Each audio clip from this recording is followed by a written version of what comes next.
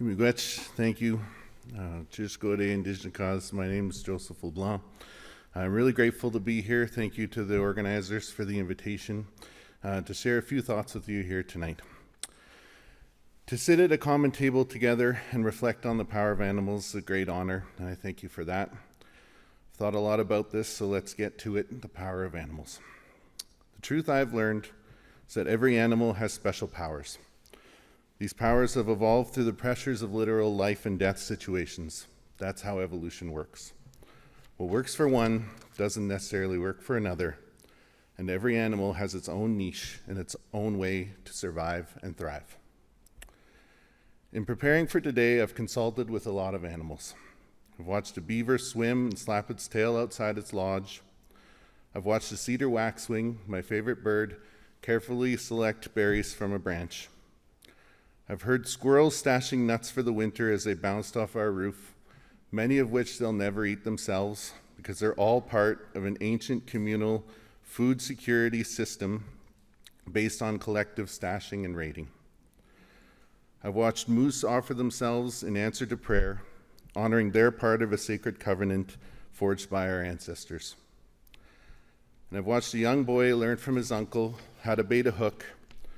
Then I watched him spend weeks trying to catch fish, while those same fish were mastering the art of stealing worms from hooks.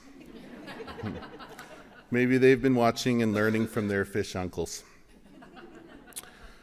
And I've even consulted my dog Nala, who taught me that she already knows what I'm here to share with you today, that food, shelter, and happiness are free.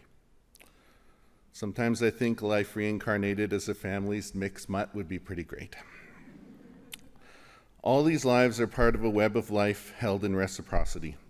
Animals know how to feed themselves, build shelter, stay warm or cool, find joy, and live life with purpose. And all of this they do for free because they follow one of the basic laws of life, the law of enough. To live by that law is to be happy with the gift of enough and to not take more than you need. That's the lesson I keep being taught. Even last week while hunting, when the teaching comes not in the harvest, but in the restraint and in knowing when to leave and not to take. But us humans, many of us have forgotten this lesson. I've been lucky in my career and life to know many people who haven't, and I'm really grateful for their teachings, but many of us have. We've forgotten that we're animals too, and in that forgetting, we've stepped outside of our niches. We've attempted to step outside of the web of life. And we've forgotten to live in reciprocity. We've forgotten to leave something for others, and we began taking more than we needed. Taking homes, taking food, and taking lives, especially non-human lives, as if we had the right to. The irony is sharp here tonight. Here we are, animals, gathered in a concrete jungle and online, talking and thinking about the power of animals. While most of the animals from this place have been domesticated, extirpated, or caged, and the ones still living here, the raccoons, the pigeons, the rats, the geese, and the seagulls, are often despised as pests. Maybe that's because deep down we are jealous. Jealous of their freedom, jealous of their security, and jealous of their happiness.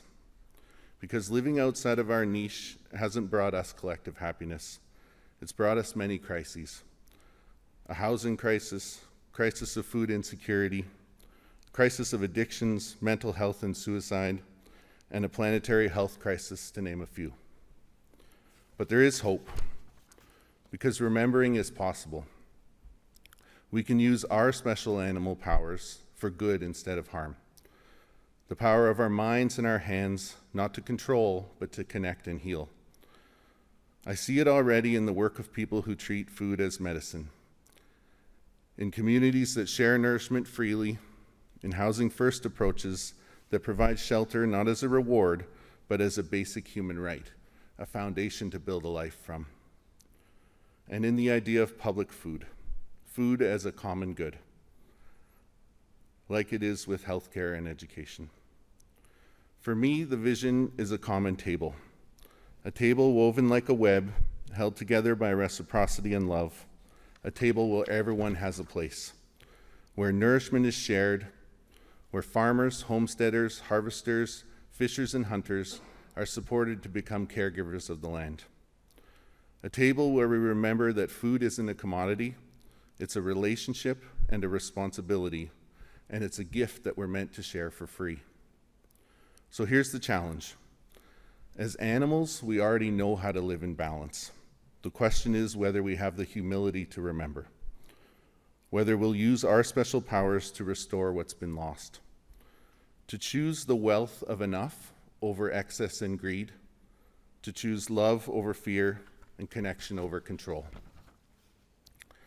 to sit again at a common table with other animals within a connected world, and to live again in reciprocity. Thank you. Miigwech.